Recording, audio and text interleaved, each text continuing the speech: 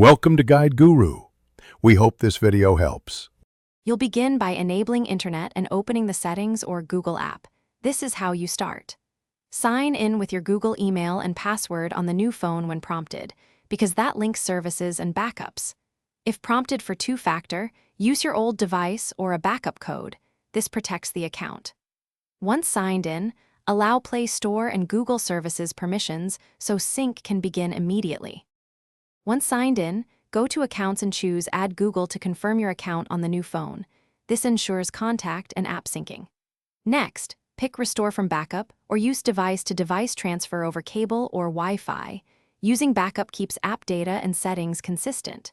Make sure to select specific items to restore like contacts, photos, and apps so you don't pull unnecessary files.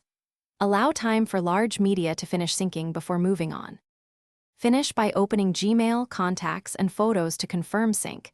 That's how you know transfer succeeded. Then secure the account by enabling two-factor authentication and Google Play Protect. These steps reduce future risk.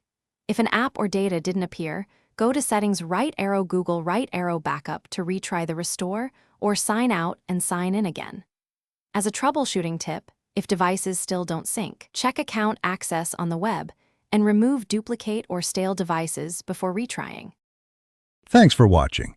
Consider subscribing if we helped you today.